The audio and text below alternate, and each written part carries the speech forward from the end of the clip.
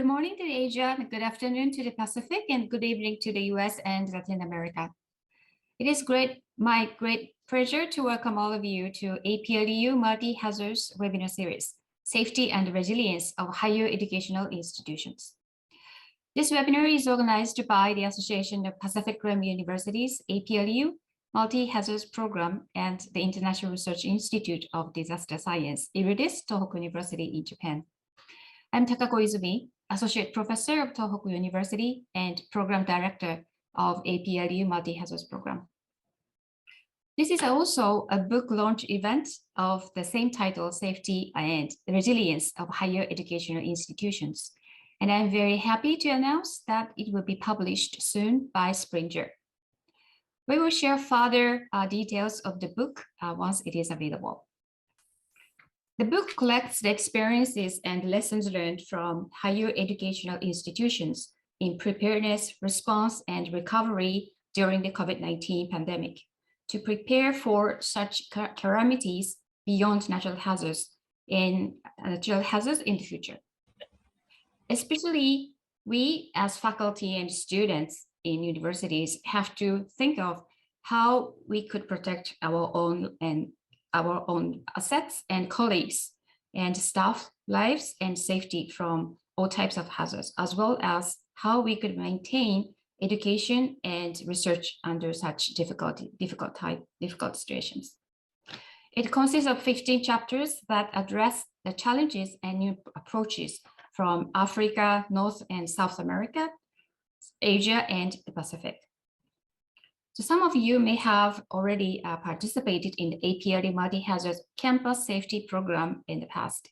So the topic of this book and this webinar session is closely related to the Campus Safety Program that had been discussion on strengthening disaster preparedness on campus since 2016. So this session invites 3 speakers from the chapter authors. Dr. Melissa Withers from University of Southern California and Director of the APRU Global Health Program, and Dr. Chun E. Pan from National Taiwan University, and Dr. Ailsa Holloway from Auckland University of Technology. And let's hear how their universities made efforts to overcome these challenges and now prepare for future multiple hazard risks. So while you are listening to the presentations, please do not forget to send us questions and using a Q&A function. After each presentation, we will have a Q&A session to answer those questions. So now I'd like to introduce and welcome the first speaker, Dr. Melissa Withers, and Director of APRU Global Health Program. And she is Associate Professor at the Keck School of Medicine in the Department of Population and Public Health Sciences. She is also Director of the APRU Global Health Program, and she also directs the USC Online and MPH program. Her research interests are global health, mental health, sexual and reproductive health, and gender-based violence. Dr. Withers' work spans the globe with projects in Latin America, Africa, and Asia. She received a PhD from the UCLA Fielding School of Public Health with a minor in anthropology. She also earned a master's in international health from the Johns Hopkins Bloomberg School of Public Health and a BA in international development from UC Berkeley. She teaches courses on global health leadership, global health ethics, and research methods. And she is a co-editor of 2 books, has published more than 60 scientific articles, and serves on the editorial boards of numerous international global health and journals. So thank you, Marissa, for your participation, and I'm really looking forward to your presentation. Thank you. Thanks so much for inviting me to be here. I'm delighted to talk to you about our chapter and to have our chapter be part of this wonderful book. So let me go ahead and share my screen here. So as you can see, our chapter is called Looking Ahead While Leaving No One Behind, Resourcefulness and Resiliency Among North American Universities. I would also like to acknowledge my co-author of this chapter, Eleanor Vandergriff from the University of Oregon. So think back to March of 2020.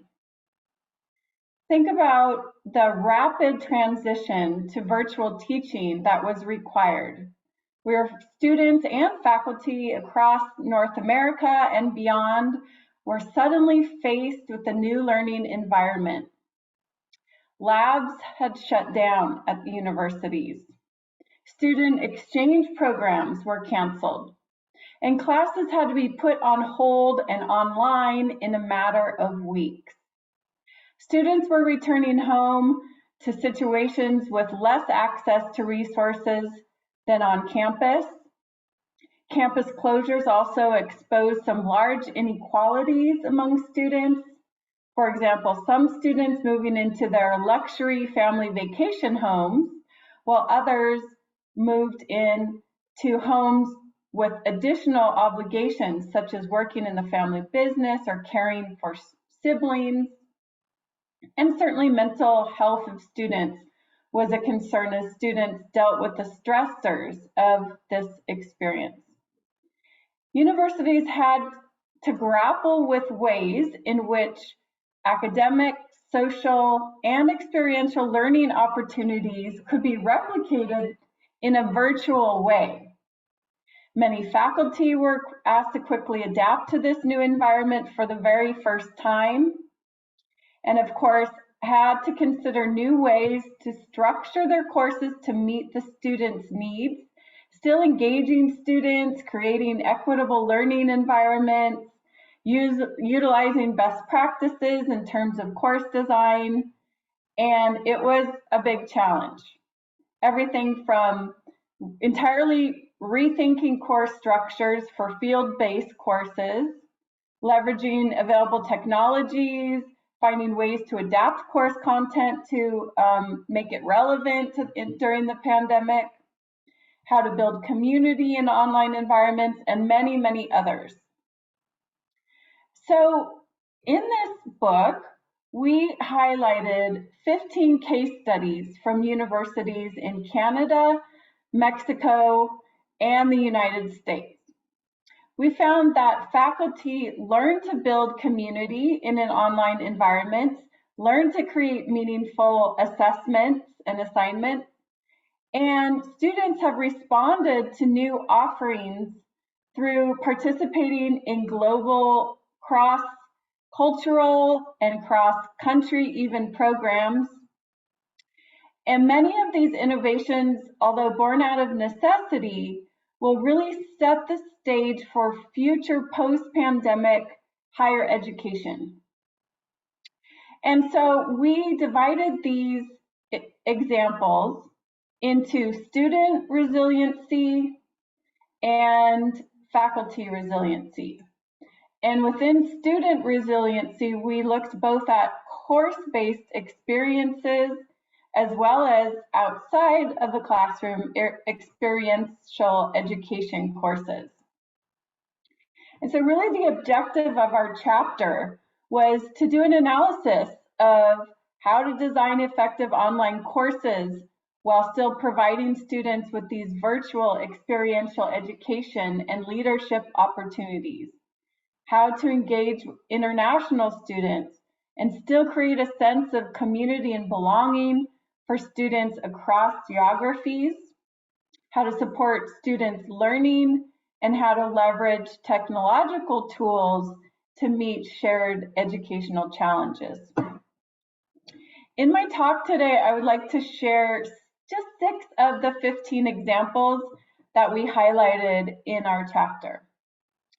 So the first example comes from a student course-based experience. And the example is the APRU Virtual Student Exchange. So what is this? Well, we know that education, international education in particular, is really critical for student success in the 21st century. It helps them build, personal growth, self-discovery. intercultural communication skills, language skills, really broadens their worldview and bridges cultural divides. But how do you do that if we've now moved to an online learning platform? Well, this virtual student exchange program, which was led by the Chinese University of Hong Kong and APRU, is really an immersive virtual student exchange experience that allowed them to connect with peers and to share ideas and cultures and experiences and to develop new relationships. So there were two components to this. One was academic courses. And so undergrad students were allowed to enroll in academic courses remotely at other participating APRU universities and pay the same tuition that they paid at their home institutions. But the one that I wanted to focus on is what they called the co-curricular programs. And these were short, sometimes even one day or 1 hour cultural immersion courses. And in 2020, 28 of these were offered, attracting over 400 students. And the courses and the program has since expanded a lot. But this helped create an opportunity for students to learn about each other's cultures in 4 categories: cultural, leadership, career, and social. And I just put a couple of examples of these talks that were offered in 2020, as well as some recent ones. So it's everything from exploring the Galapagos Islands by a university in Ecuador, picturing Hong Kong through historical paintings and photos. Halal, is it the gateway to win 1 billion Muslims' hearts? A mapathon, and a talk about Black Lives Matter. So again, this was a way to participate in courses across universities and disciplines and countries and still have that cultural experience. The next example is about building community, and it comes from the student experiential education category, and it's online games. So how do you build community among students when they're not even on campus and maybe have not even set foot on campus? So a group of university students from my university, USC, actually built our campus in the online game Minecraft.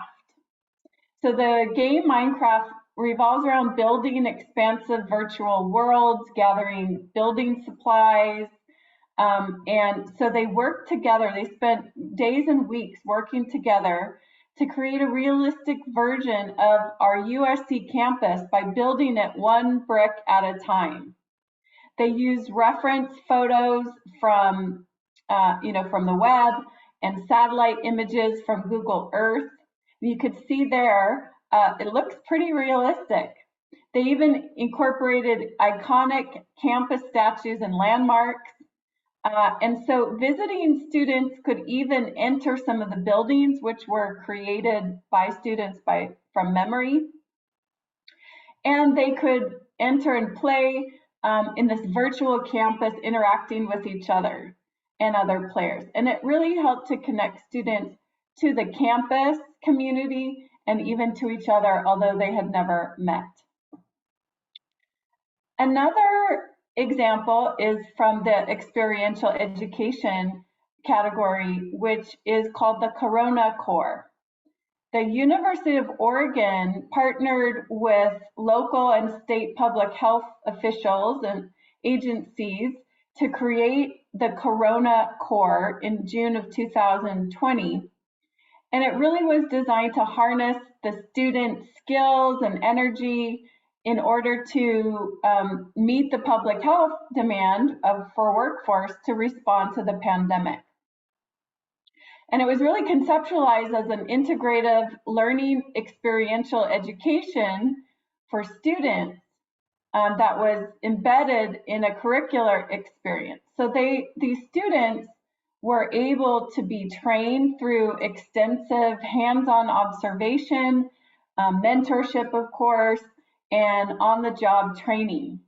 It also helped to meet the demand for trained public health officials who were needed during the pandemic, and they received either academic credit or even got paid to participate in activities with the local public health officials around COVID-19 contact tracing, case management, and case investigation. And this is an example of something that could be activated for other crises such as natural disasters. Continuing to maintain this community-university relationship and to build capacity among students to work with local public health officials or other government officials as a way to provide both support for them, but also ongoing experiential education opportunities for students. The next example, also experiential education, is called academic societies. So this model came from the Tecnológico de Monterrey, which is a university in Mexico that has 4 large campuses. And the School of Medicine and Health Sciences used the learning communities model, which was created in 2013, to create 9 academic societies at each campus.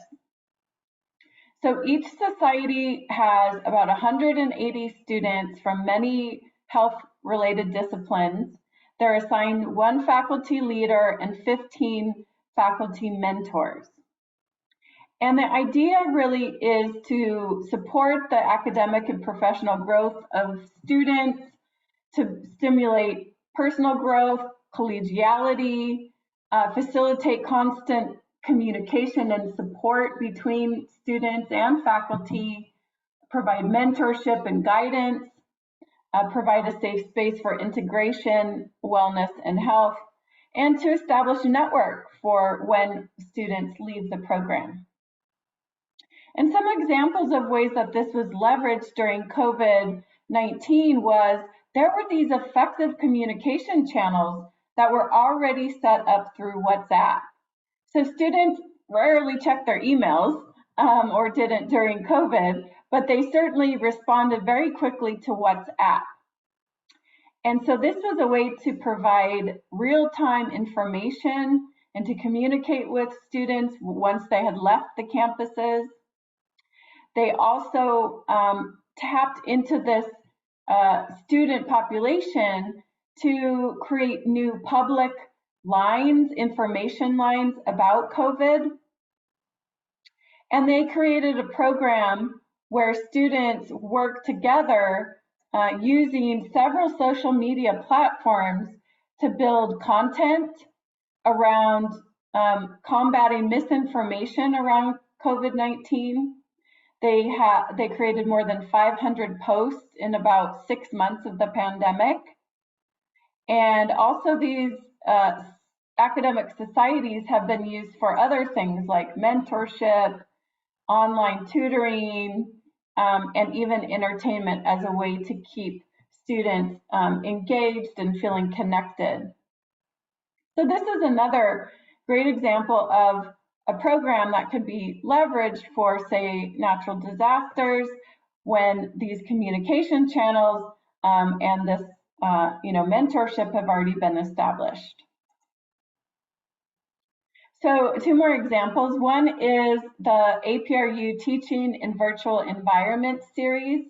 This was especially designed for faculty because we recognize that colleagues around the world within the APRU network were really facing challenges, teaching challenges, and maybe not getting a lot of support or technical assistance from their own institutions. So we launched this Teaching in Virtual Environment series, which ended up being 12 parts of 90-minute interactive sessions that were led by various pedagogical experts within our network. And they focus really on one key topic, like supporting students outside the classroom, innovative assessments, equity and access, those kinds of things. And so they created a safe place where APRU faculty could connect and share experiences and resource, and also to help build capacity for online teaching. Many of the sessions we heard repeated themes that faculty were trying out new skills, but they were having challenges with how to ensure equity and experiences across academic institutions, and really needed the support, both pedagogically and peer-wise, to build their resiliency to take on these challenges. As we move beyond the pandemic, the connections that faculty and these networks that faculty have developed can continue and have continued. We have some sessions coming up soon, actually. And the final example I'd like to share is for faculty around resilience is the University of Washington School of Medicine created what they called 55-word stories. And it was a way for healthcare providers to share experiences as healthcare workers during a pandemic. The objective, they wanted to increase connectedness and well-being.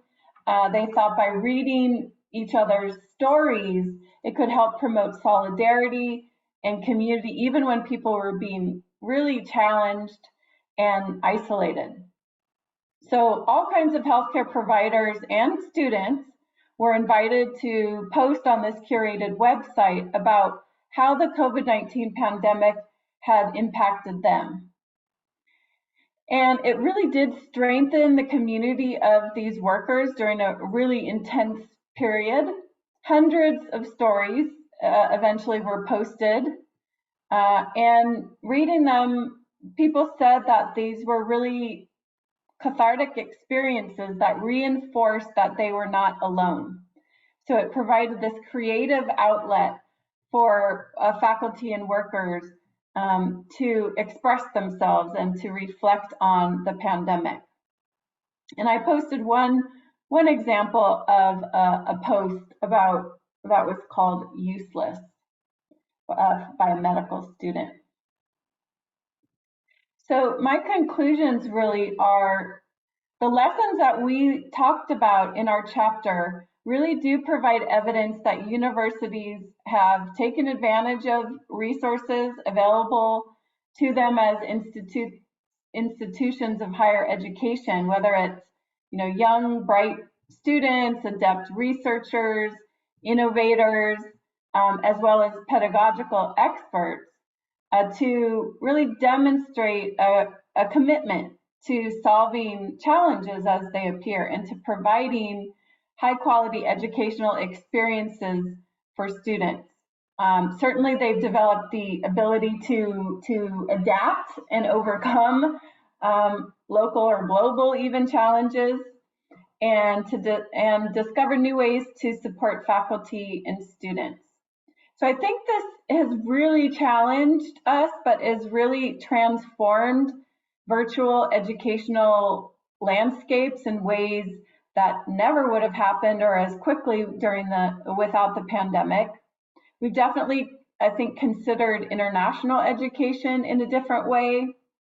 And we've allowed students to build new leadership opportunities and virtual cross-cultural learning experiences.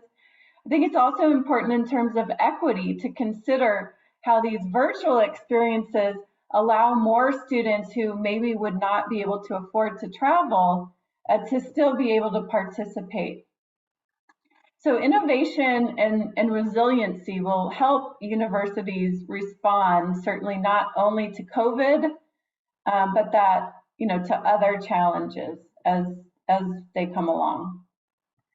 So I would like to acknowledge the assistance of lots of people on this, and also to share with you, we have a couple of, if you're interested in education, APRU webinars on capacity building around education, technology enhanced education next week, as well as innovative assessment strategies in July.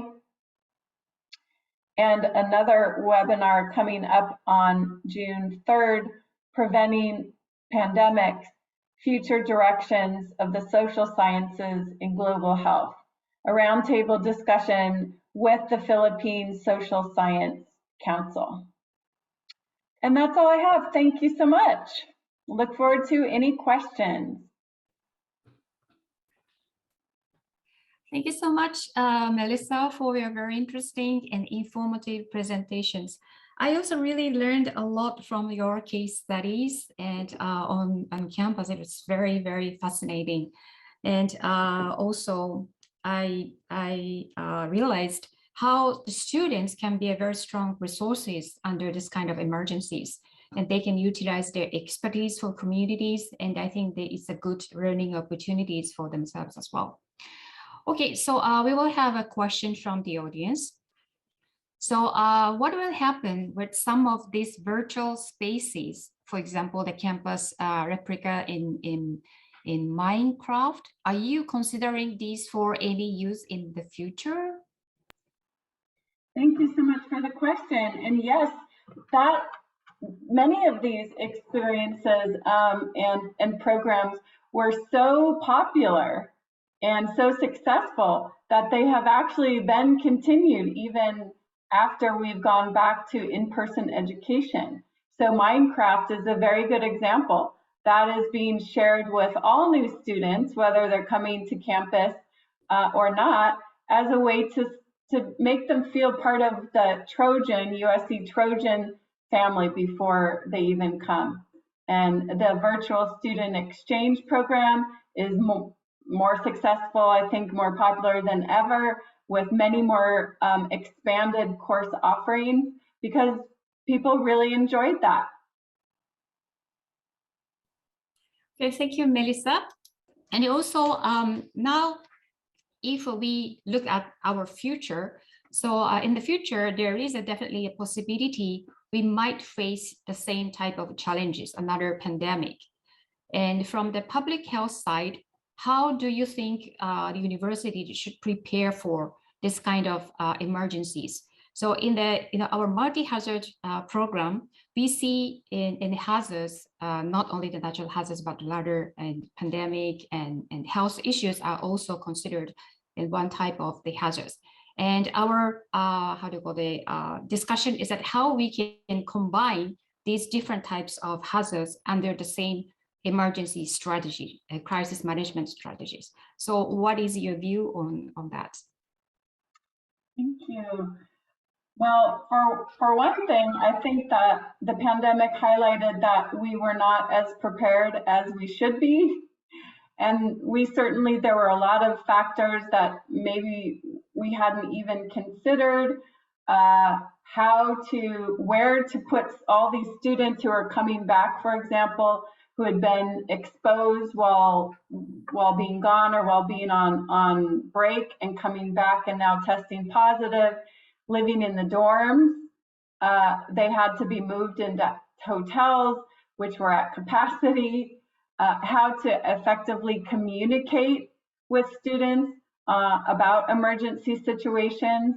So you relying simply on emails, especially when students aren't on campus. But a lot of students don't check emails. We found this out. And so that's really not an effective way to communicate.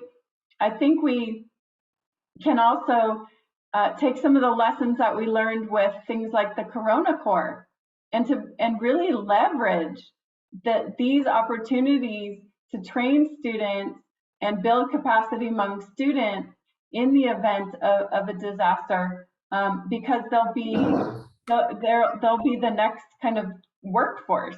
And so why not start training them now through simulations and other experiential kind of hands-on training? We could even capitalize on virtual simulations or ways to have them be prepared. But they were definitely willing and interested in these types of opportunities. So we shouldn't forget about the thousands of students that we have available that might want to participate as well. Thank you, Melissa. Yes, that's a great idea. And we also can probably think about under the multi-hazard as well, and simulation exercise, and how we can maximize their capacity as a resources in under this kind of emergencies. And so yeah, as you mentioned, we have thousands of students and faculty members. Why not? We should make the best use of them and their knowledge. So thank you so much, Melissa. And if that you would like to know more about the case studies and her views, then please read her chapter, which will be included in the new book. So thank you very much, Melissa, once again. Thanks. Great to see you. Thank you. Okay, so now I'd like to introduce the second speaker. It's a great pleasure for me to introduce Dr. Chun Wee Pan. And he received a Bachelor of Science in Agricultural Engineering from National Taiwan University and a PhD in Bioenvironmental Systems Engineering from National Taiwan University in 2004. He joined the Center for Weather, Climate, and Disaster Research at National Taiwan University as an Assistant Research Fellow in 2011, and is currently an Associate Research Fellow since August 2018. Between 2011 and 2016, he worked as a key member of Disaster Emergency Response Team of the Water Resources Agency, Ministry of Economic Affairs. From 2016 to the present, he has been the project manager of Disaster Prevention and Protection Project for Taipei City. So thank you so much, Dr. Pan. I look forward to your presentation. Okay, and thanks for the introduction from Dr. Izumi, and I'm Zhongyi Pan. Our chapter is New Role of Universities Experience from Taiwan with the co-authors Ximu Cai, Zhenshen Liu, Qihuang Chen, and Weishun Zhang, Yanhong Zheng, and Hongji Guo. And this is the outline of my presentation. First of all, I will give you an overview of Taiwan government's epidemic prevention in the higher education system. After introducing the impacts of the epidemic on the system, I will show you not only our adaptation to the epidemic based on experience of our university, but also the benefits and opportunities of the adaptation. Finally, I will make a brief conclusions. Okay, and this slide shows you the epidemic situation of Taiwan from the first week in 2020 to last week in 2022. So the data is very new. The virus changes from original one to Delta, Alpha, Delta, and Omicron. In the past 2 months, the confirmed cases grow dramatically from hundreds to hundreds of thousands, like this Omicron wave here. And it's hard to make contact tracing. So our government is trying to seek zero severe cases and to manage wild cases effective based on over 70% of the vaccine coverage rate for first dot. Before that, the main strategy is to require everyone wear masks and maintain sufficient social distance to reduce the risk of contracting the virus. In last year, 2021, our government places too much emphasis on border control, but neglected to prevent domestic epidemic. So community infection broke out due to Alpha in May 2021. That's the only time to upgrade to warning level 3. Gatherings of more than 10 people outdoors and 5 people indoors are prohibited. National Taiwan University immediately adopted to comprehensive remote teaching, and university premises must continue to be staffed for taking temperature at the entrances and real name tracing system should also be implemented. All departments and administrative office should pre-plan how to work from home, work in different locations, or rotate staff in smaller groups. Our chapter focuses on the responses of universities to the academic in the first year of in 2020. In 2020, at the beginnings of the epidemic, since there is no vaccine in Taiwan, the main strategy is border control. Therefore, the number of confirmed cases in Taiwan mainly comes from abroad. The first peak shows the pressure of border control. When the number of confirmed cases abroad increases, it is natural that some infected people would enter the community. Furthermore, there is a 3-day holiday before school start that will make virus spread easily. Therefore, confirmed cases began to appear in universities after the end of March. In that situation, the key issue is how campus can maintain teaching function while protecting the health of students and staffs in the face of highly contagious emerging virus. Taiwan has a lesson learned from SARS in 2003 and H1N1 in 2009 and H7N9 in 2019. From these highly contagious emerging viruses, we know the importance of partition isolation, personal hygiene habits, and social distance. Therefore, our current anti-epidemic system is based on previous anti-epidemic experience. Taiwan's Ministry of Education decided to delay the semester start date for higher education from the original mid-February 2020 to March 2nd. The Ministry of Education's key works for epidemic prevention in college and universities are these 6 works. One of the works is to announce epidemic prevention and control work outline to college and universities. It shows the new role of universities in epidemic prevention.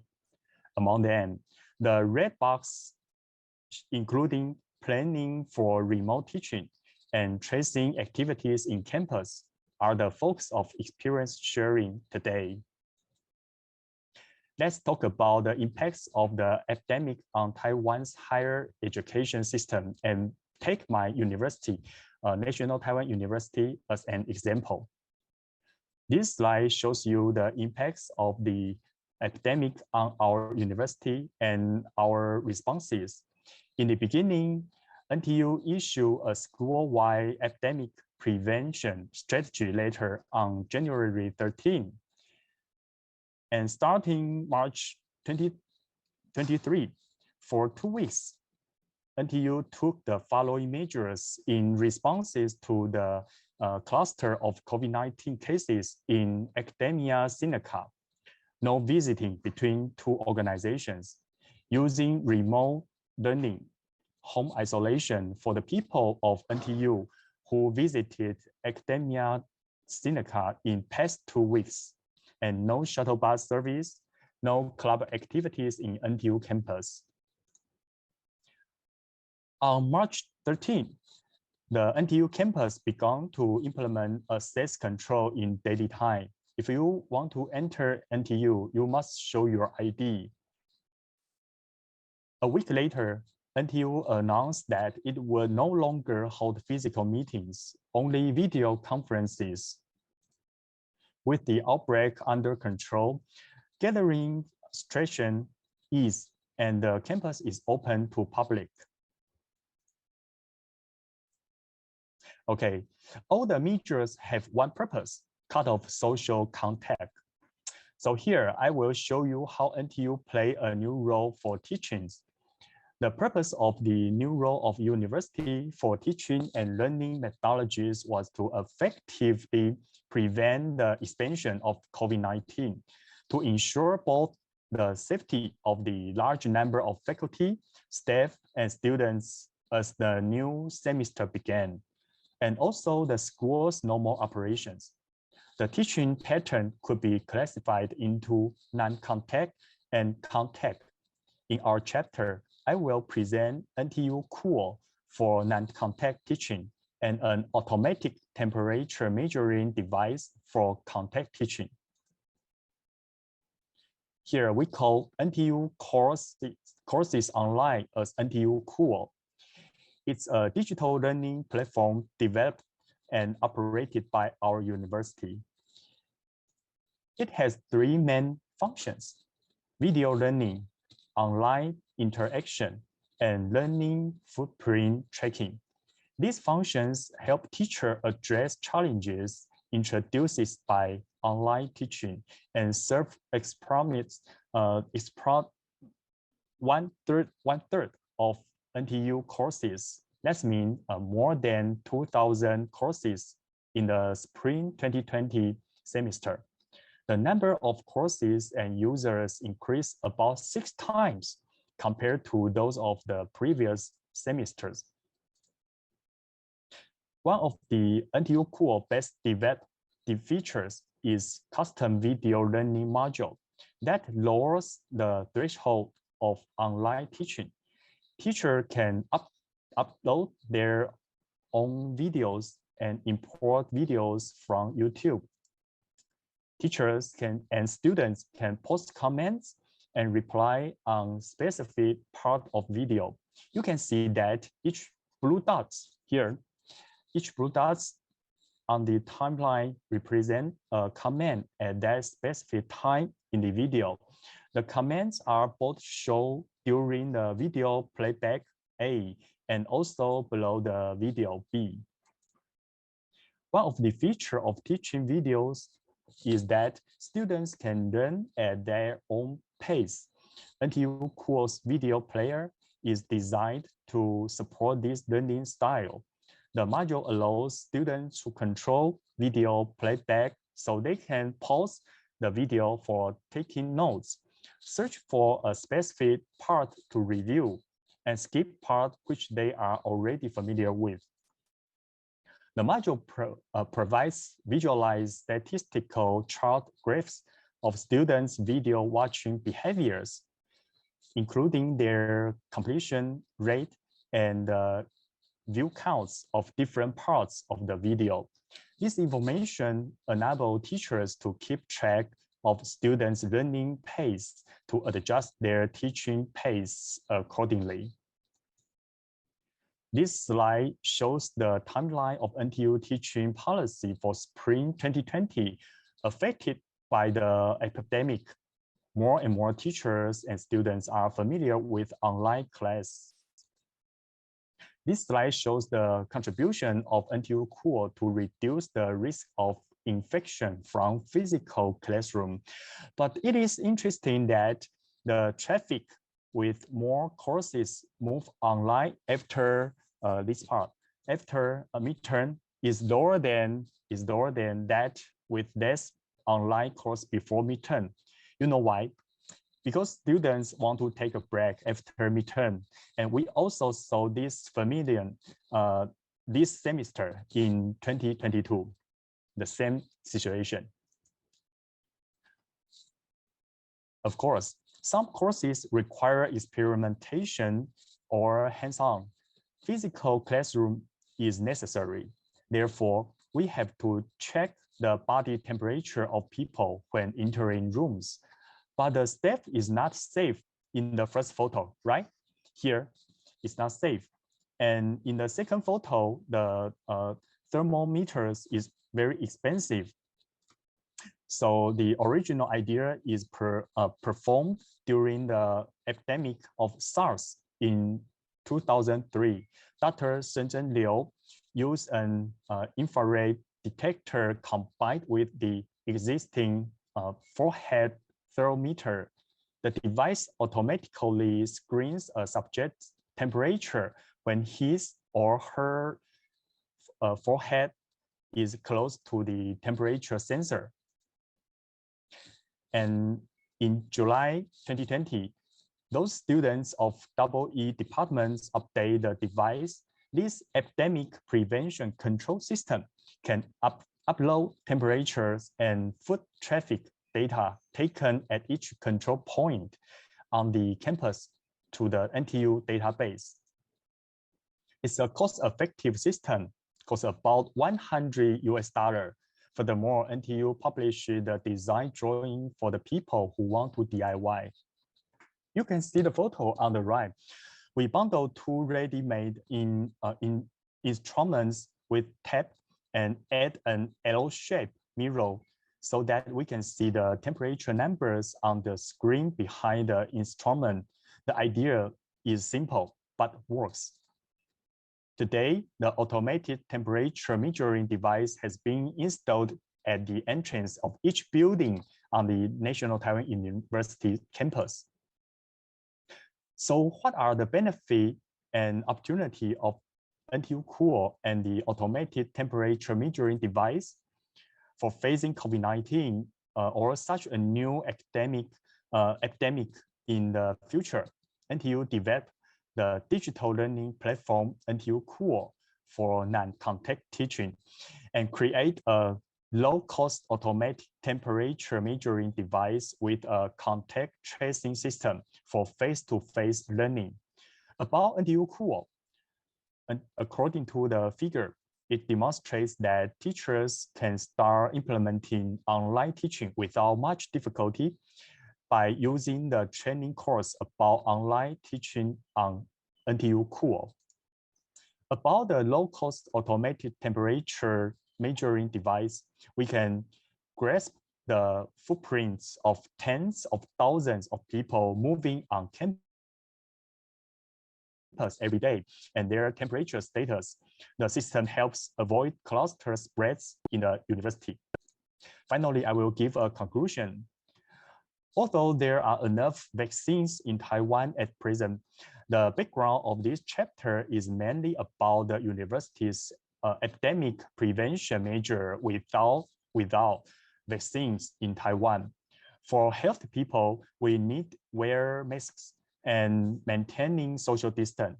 For those infected, it is necessary to conduct accurate epidemic investigation in order to prevent the spread of the virus. Through cross-domain integration, NTU not only strengthens NTU Cool's remote teaching service, but also developed an automated temperature measuring device with a contact tracing system to help the epidemic prevention command center quickly grasp the chain of infection. Finally, through the sharing of Taiwan's experience, we hope that institutions can further enhance campus safety and resilience. Thank you very much. Thank you, Dr. Pan, and for your wonderful presentation and introducing the activities at your university, such as the NTU Cool distance learning system, and also developing the new system of automated temperature measuring device. So yeah, I think that's very unique, and also you really took advantage of this opportunity for inventing a new tool and also to develop an online system. So, and also I have a couple of questions, and you also mentioned about your past experience of this kind of pandemic, like SARS and also H1N1. So what do you think, how these kind of experiences could be useful and also accommodated into to tackle this kind of the pandemic of COVID-19? This one. The epidemic of SARS in 2003 is a very important lesson learned for our public health. In that situation, we have a hospital we call Heping Hospital. Our government made a wrong decision. They they didn't partition isolation in the hospital, so makes many nurses they infect and even they die. So from that event, we developed a SOP for those new virus, especially contagious emerging virus. And first of all, when we face a new virus, we don't know the feature. So first one, we have to stop the virus into community. So our border control is the most important. That's the same strategy of our government in COVID-19 for COVID-19. So, and then we have to make separate rooms for those people who have been isolated. Yeah, so that's the most important. We learned from SARS in 2003. I see. Yep. So were there any impacts of these SARS on campus at that time? Oh, you mean that what we learned from campus? Yes, is there any impact or from these SARS on campus? The SOP is also released to campus, college, universities. So we know for our school facing the COVID-19, we have to check the temperature, body temperature first. And then if some people, they have some features, temperature is higher, we have to isolate. I think that's the most, one another things, we try to move many courses to online. Yeah, so that's the lesson learned. I see. Okay, right. Thank you so much. And we have a question from the floor, but this is more like very health issues, so that it may be difficult for you to answer. But I just, give you. I will ask the question from the floor. I heard that new virus, it's virus Hendra, and I'm not sure, have you heard about this new virus? Is it possible for you to, where from mainly cause of this new virus? If you have never heard it, that's okay, because you are not really a health expert, but rather disaster prevention expert. So yeah, I don't know this. Yeah, sorry. yeah, it's totally understand. That's all right. I mean, this is not, it's very medical, probably the health issue question. So yes, I totally understand. That's all right. So thank you so much. And also you have participated some of our campus safety programs in the past, and for future our campus safety programs, is there any experiences you can utilize to recommend for other universities how they can strengthen their preparedness on this kind of pandemic, as well as other hazards in the future? You mean I will give some comment for recommendations for other universities to strengthen their campus preparedness capacity? I think BCP is very important. Do you know BCP? Business Continuity Plan. That means for our campus, we have to prepare the BCP that can make our school operation normally when we suffer those epidemic. So nowadays, every university of in Taiwan, we have the BCP. That's based on the experience of past anti-epidemic. Yeah. Thank you so much for your recommendation. And I totally agree with you. And because that's what we discussed at the campus safety workshop all the safety managers and also the faculty members, they really recommended to develop a BCP, and which includes not only natural hazards, but rather different types of hazards. And they said that's the very important thing, as well as having a strong leadership. So thank you so much once again, Dr. Pan, and I really hope you can continue your involvement in the campus safety program in the future. Sure, thank you. Thank you so much, Dr. Pan. Okay, so now I'd like to introduce our third and last speaker, Dr. Ayuda Holloway from Auckland University of Technology. And she is a senior lecturer in public health at Auckland University of Technology in New Zealand. And she has extensive program management, disaster risk related, and public health experience in Asia, the Middle East, and Africa. And since 1998, she has introduced disaster risk related postgraduate programs in Africa, provided technical support to South Africa's disaster management legislative reform process, and helped to coordinate the African University Consortium, PERI-PERI-U. And she has served as a member of the Global Science and Technology Advisory Group for Disaster Risk Reduction, and has a doctorate in public health from UCLA. And it is a great honor for us to have you as a speaker, Dr. Ayuda, and at this webinar. So I'm really looking forward to your presentation. Thank you.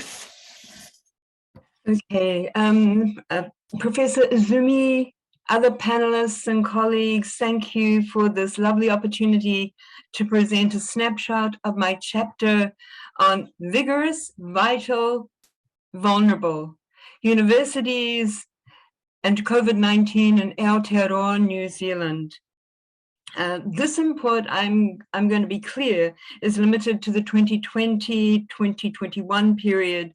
And as we know, the pandemic has continued beyond this with numerous iterations since that time.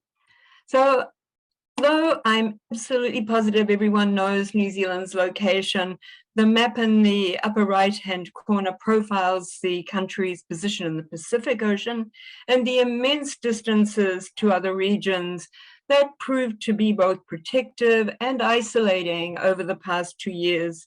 It's got a population of around 5.1 million people.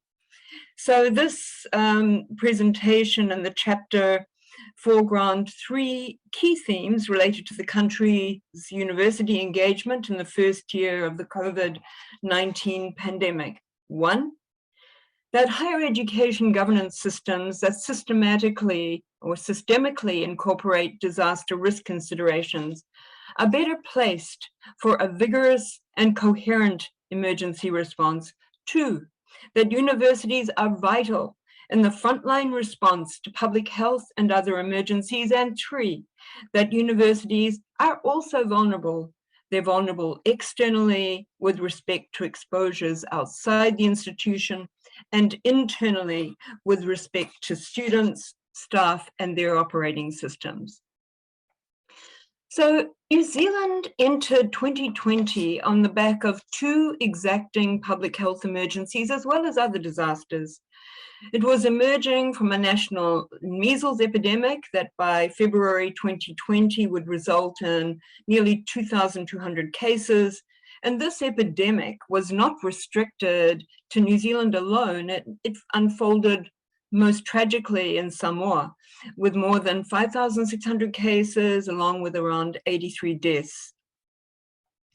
And at the beginning of 2020, New Zealand was actually still reeling from the 9th of December Whakaari White Island volcanic eruption and rescue, an event that would eventually claim 22 lives, and it was providing additional support for firefighting operations during Australia's deadly 2019-2020 wildfires.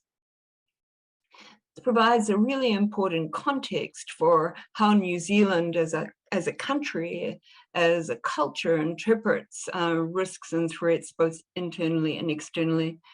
But New Zealand entered 2020 on the back of these emergencies, but they built also on previous events like the Canterbury and Kaikoura earthquakes, which provided a backdrop to the nation's decisive response to the COVID-19 public health emergency.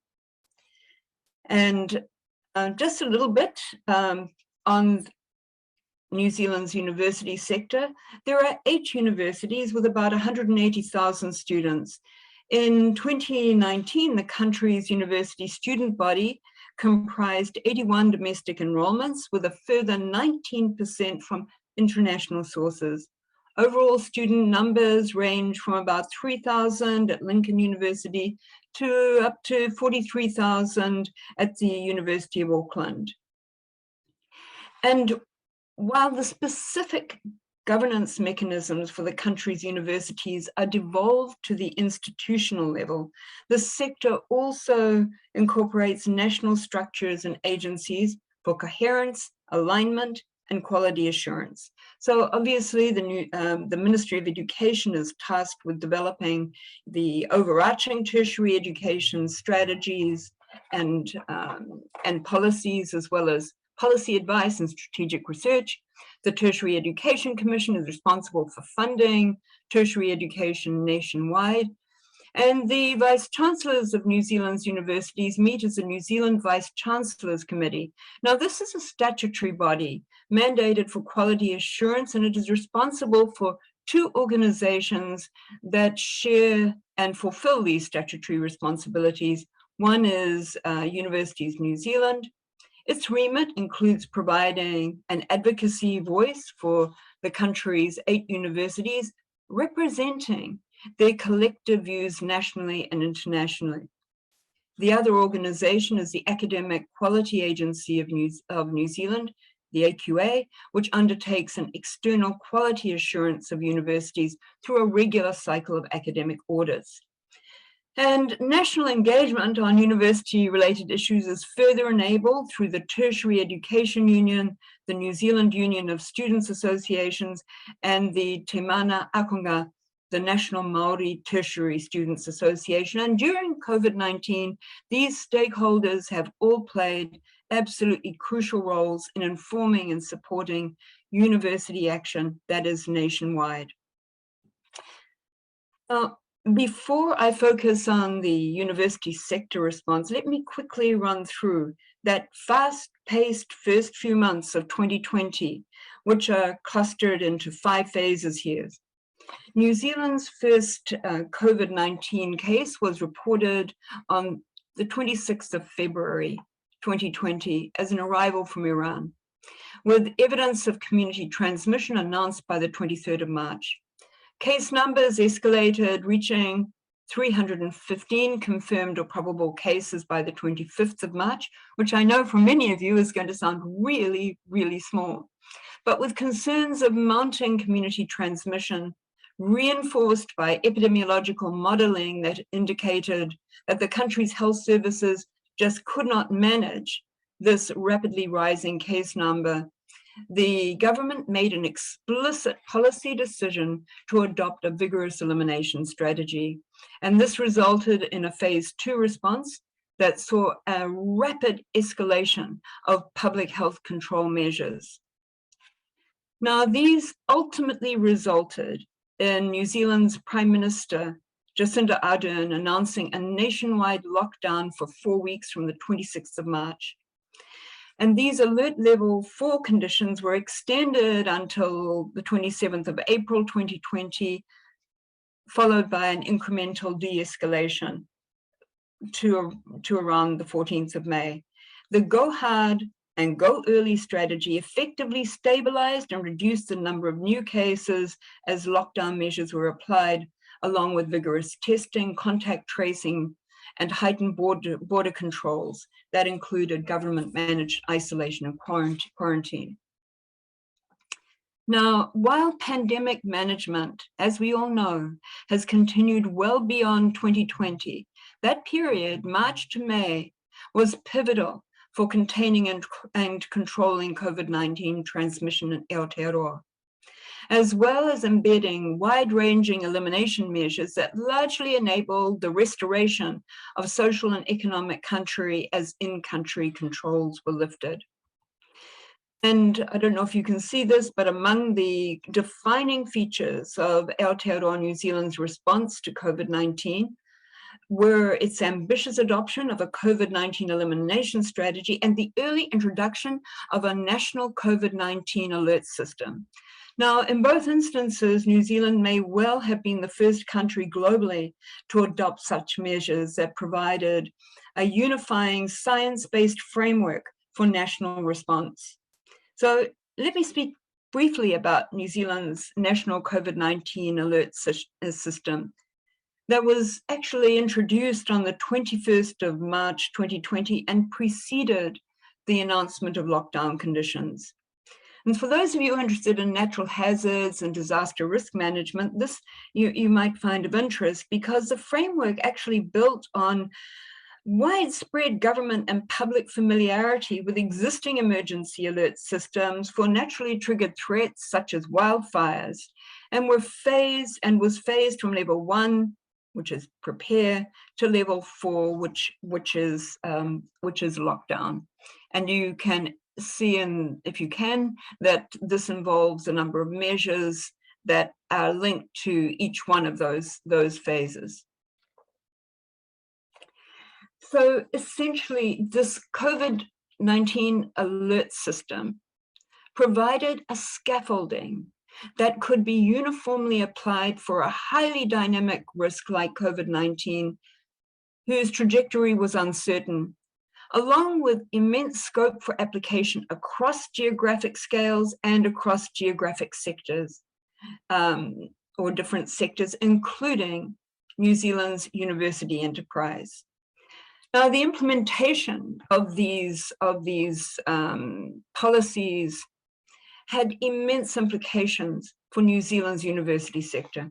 In fact, on the 23rd of March, the date that New Zealand's Prime Minister announced the introduction of Alert Level 4, the Ministry of Education convened a consultation with representatives of key education sector coordinating organisations like the Tertiary Education Commission and Universities New Zealand. And this gave certainty to these important coordinating bodies of the imminent suspension of all face-to-face engagement on New Zealand campuses. The Ministry of Education's COVID-19 bulletin that was released that day underscored the Alert Level 4 message that all education and research services requiring face-to-face contact should be suspended immediately. As much delivery as possible should be shifted online as long as this can be managed by staff working at home. Now, significantly, the same bulletin noted that medical research required for combating COVID-19 was viewed as an essential service, and this enabled the continuation of what proved to be a crucial university-based research process that was absolutely necessary for pandemic response. So within 48 hours of the Prime Minister's announcement, New Zealand's 8 universities ceased on-site delivery, resulting in an unprecedented nationwide shift to remote teaching, learning, and research. Now, the robust response by New Zealand's university enterprise is substantially attributed to its pre-existing institutional capability at national as well as university levels, along with the application of lessons drawn from the 2010 and 2011 Canterbury earthquakes. And this was due in part to the risk management guidance that emerged through the leadership and management of teaching and learning theme considered by the Academic Quality Agency for New Zealand Universities in its 2013-2016 academic audit. And this meant that before 2020, there was a clear awareness of the need to establish emergency management related structures across the country's universities, accompanied by planning for a range of events, including pandemics. The capacity of New Zealand's university sector to respond rapidly and coherently was also enabled through its pre-existing sectoral coordination mechanisms. Now, following the 2010-2011 Canterbury earthquakes, University New Zealand's emergency coordination remit had actually been revised. And this adjustment specifically included a mandate for mobilizing an emergency team to respond to long-term events that affected one or more of universities, or to support a specific university facing an enhanced or prolonged emergency. In the context of the COVID-19 pandemic, this mandate provided scope for Universities New Zealand to centrally facilitate a coherent, multi-scalar response by New Zealand's university sector. So as early as the 3rd of February 2020, just 4 days following WHO's declaration of a public health emergency of international concern, University New Zealand's chief executive actually had emailed all New Zealand's university vice chancellors.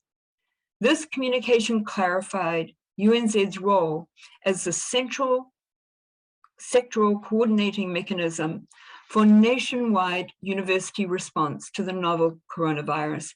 And over time, this coordination eventually evolved to include 30 quite different but collaborative working groups.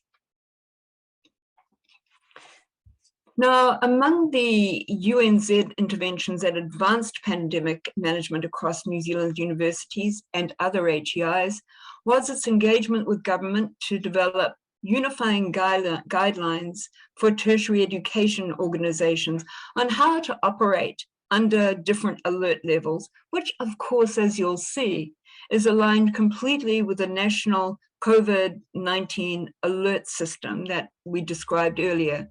And it specified overarching principles for teaching and education organizations, speaking or focusing on teaching and learning, conducting research, accommodation and student support, and campus operations and management.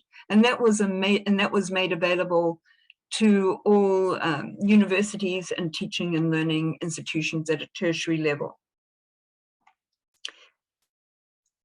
Now, I know that during the early stages of the COVID-19 pandemic, the concept of a frontline response was portrayed in most countries as very difficult conditions in the intensive care unit. But in New Zealand, the response was a public health one. It was a science-based response in which university involvement was absolutely vital.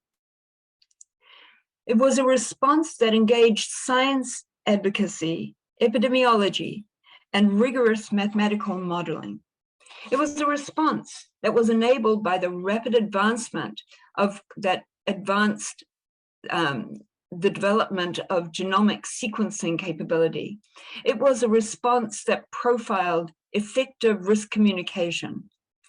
And scientists played in really prominent roles in augmenting government messaging, but adding a vigorous and critical voice in this regard. So in this context, the Risk Communication Partnership of microbiologist Dr. Susie Wiles and illustrator from the spin-off Toni Morris proved particularly creative and compelling, showing in this animation, for instance, how practical actions could reduce the spread of infection. Yet, despite all of this, COVID-19 also profiled sectoral vulnerabilities. It represented a major upheaval for students and staff, despite government financial assistance, despite online mental health services, and intensified university support. Students experienced increased study-related stress, mental health challenges due to social isolation, and many experienced intense financial pressures. Students also found interpreting these complex university communications very, very challenging, because this was a highly dynamic period where understanding of the virus was changing, public health measures were changing. It was very exacting for students. And Māori students, for the most part, stayed with their whānau or families. But only 25 of students surveyed actually indicated that these arrangements provided them any additional financial support, although around 17% had to stop work because of lockdown conditions. And at national scale, border restrictions foregrounded also the sector's financial vulnerability. This was due to reductions in income from international students. So in 2019, there were 33,900 international students in New Zealand. This dropped to 17,600 in April 2020, and it's risen somewhat to 26,000 in 2021, although we're not clear yet what it's going to look like during 2022. This represented a real financial early warning to the New Zealand's higher education sector, where 13 to 15% of New Zealand university revenue is from international students. The loss of this revenue resulted materially in something like 700 university jobs being lost due to reduced earnings.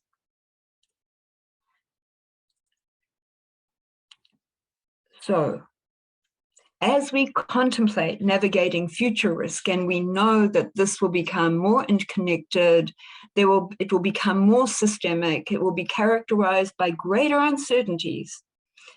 This experience does underscore the points that yes, higher education governance systems that systemically incorporate disaster risk considerations enable agility for a vigorous and coherent emergency response, that they are vital in the frontline response to public health and other emergencies, but they're also vulnerable, both externally and internally. And then there's a fourth. They are crucial for building societal agility for unexpected change across time and space, and in other words, to advance resilience. Now, there is a little epilogue here. On the 13th of May this year, just a week or so ago, the Minister of Education launched a consultation on a refreshed international education strategy for 2022 to 30. And this followed the Prime Minister's 11th of May announcement that New Zealand borders will fully open from the 31st of July this year, which is extremely good news. And I think we're all really pleased to be able to connect more readily across that vast Pacific Ocean. So thank you all very much. That concludes my presentation. Thank you very much, Professor Holloway, and for your very comprehensive presentation and introducing how New Zealand managed this pandemic very well, and introducing the coordination mechanism at the national level and also the university levels. So I'm very I'm very interested in the universities itself had such a coordination mechanism, and it worked very, very well. And having said that, have you ever noticed any challenges and to coordinate that, the group of universities in response to that kind of COVID-19?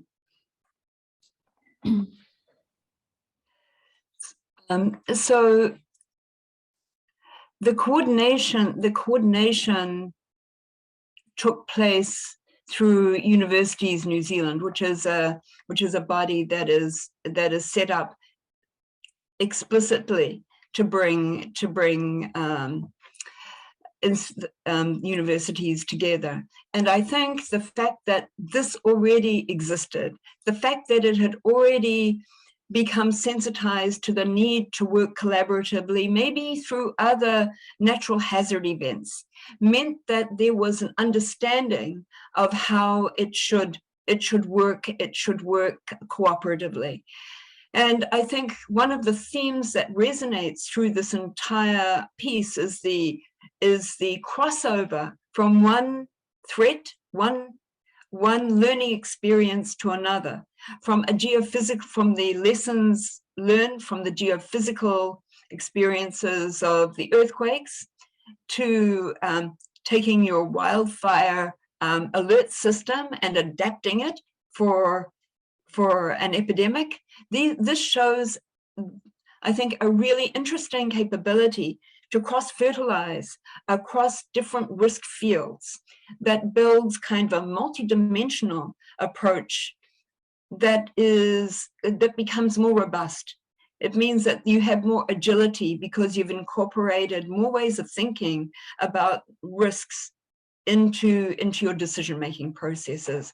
So in some kind of perverse way, countries that, as you would know in Japan and many others around the Pacific Rim, countries that have recurrent experience with risks and disasters can build an understanding of how to manage these through crossing over the lessons one to the other.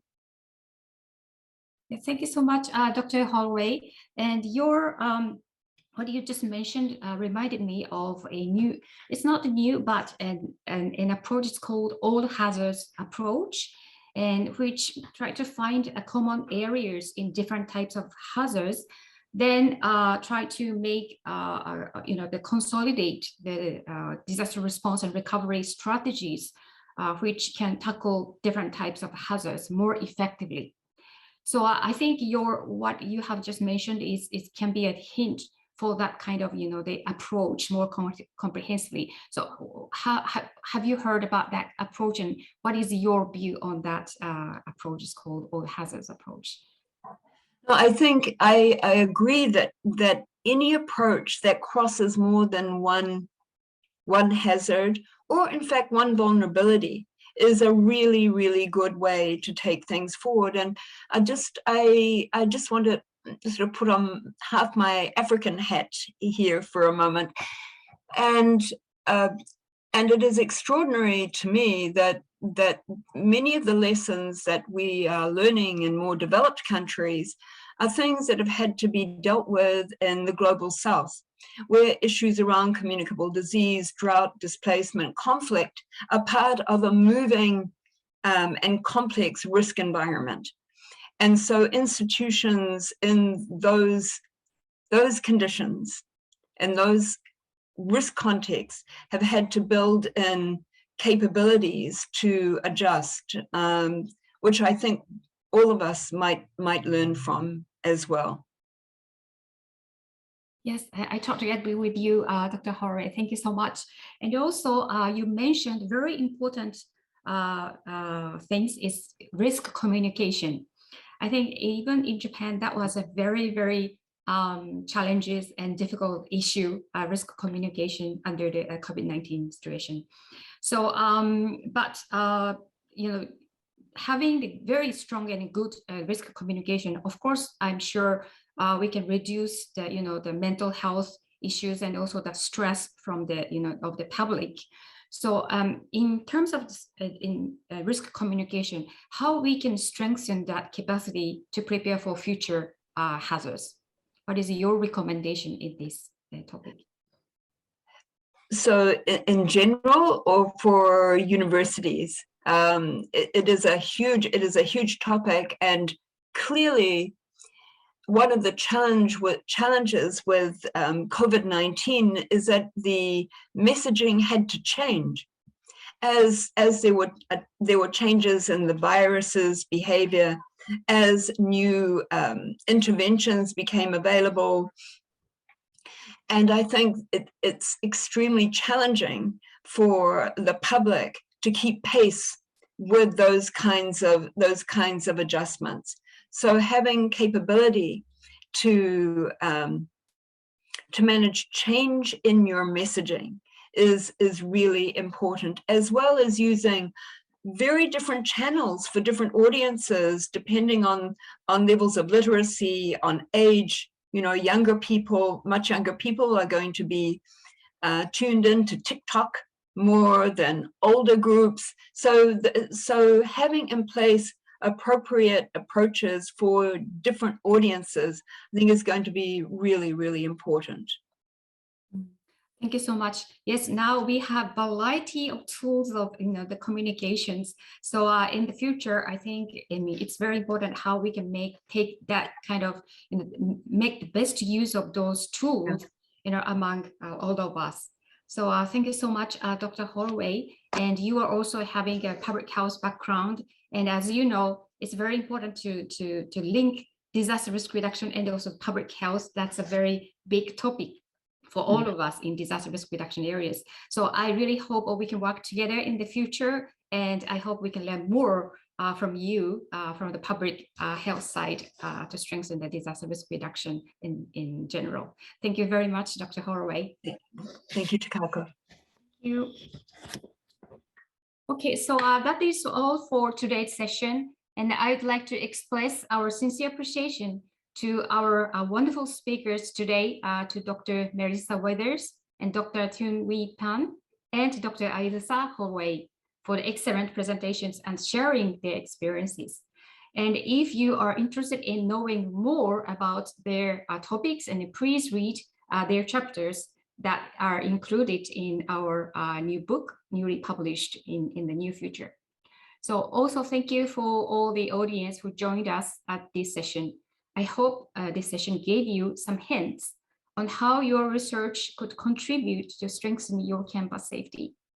And please be informed that the recording and slides will be shared on this the APRU website later. And for organizing this webinar, my colleagues at the APRU International Secretariat in Hong Kong, and also at IRIDIS, and I always work very hard, and I really thank you, all of you, for helping organizing this webinar. So while it seems that the COVID-19 situation is getting better in many countries, unfortunately, we in IRIDIS multi-hazard program will not be able to organize the APRU multi-hazard summer school this year yet. But hopefully we could welcome you to Sendai next year for this great opportunity at summer school. But good news is that we plan to organize the annual symposium physically in Bangkok on 29th and 30th of November. So it will be hosted by Chulalongkorn University. And it is now calling for abstracts of your presentation, and the deadline is June 30th. So please do not forget to send us your abstract and before the deadline. And we're really looking forward to meeting you then in Bangkok in person in December. So once again, thank you so much for your participation today, and have a great day and have a good night. Thank you very much. Thank you. Thank you, everyone. Great job, everyone. Thank you very much. Thank you. Have a good day. You too. Have a good day. Thank you.